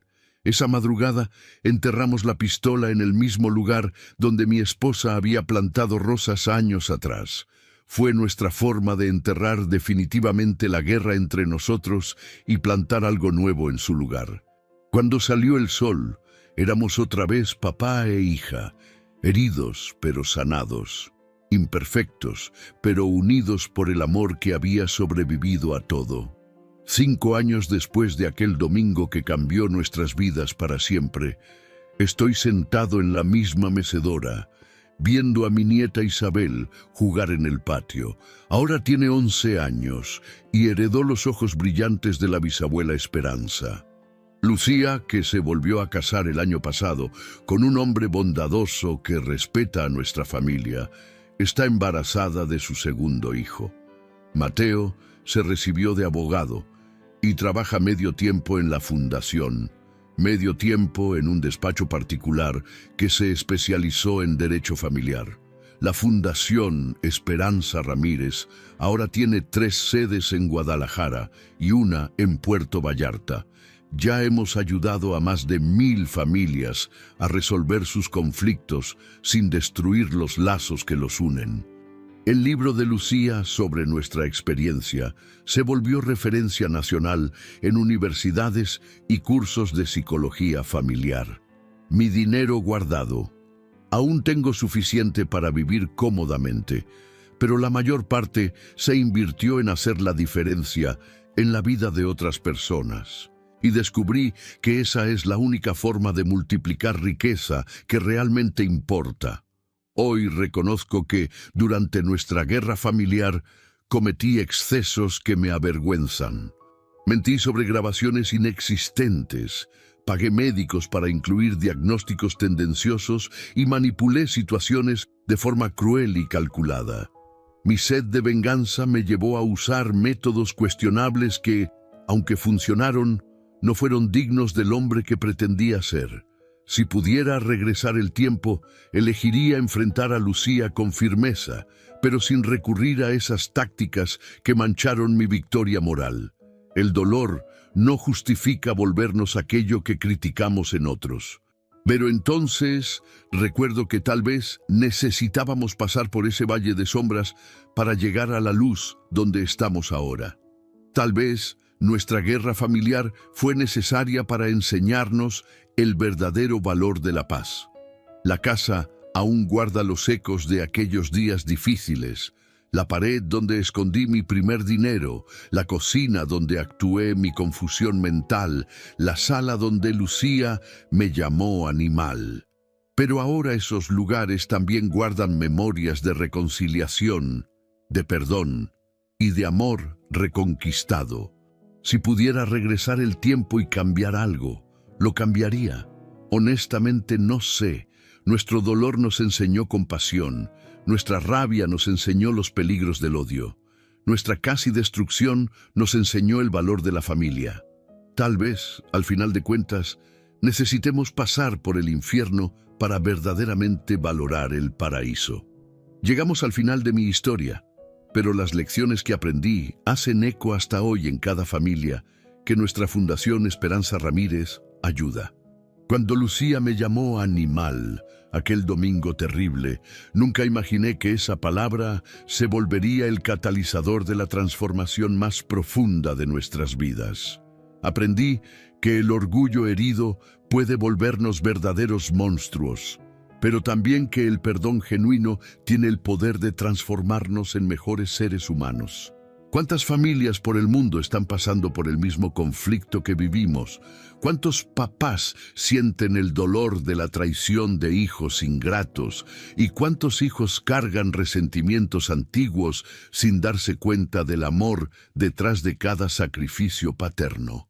Mi experiencia me enseñó que el dinero puede corromper los lazos más sagrados, pero el amor verdadero siempre encuentra un camino de regreso. Si mi historia tocó tu corazón, es porque reconoces en ella algo familiar, tal vez tu propia familia, tal vez tus propios miedos sobre el futuro. Mi consejo, después de todo lo que viví, es simple. No esperen una tragedia para aprender a perdonarse y a valorarse. El tiempo es cruel con quien posterga conversaciones importantes, y la vida es muy corta para desperdiciar años en orgullo y resentimiento. Te pido que te suscribas al canal para más historias como la mía y actives las notificaciones para no perderte ningún episodio. Y cuéntame en los comentarios, ¿serías capaz de perdonar una traición como la que viví? Sus familias ya pasaron por conflictos que pusieron a prueba el amor entre ustedes. ¿Cómo puede mi historia ayudarlos a reflexionar sobre confianza y perdón en sus propias familias?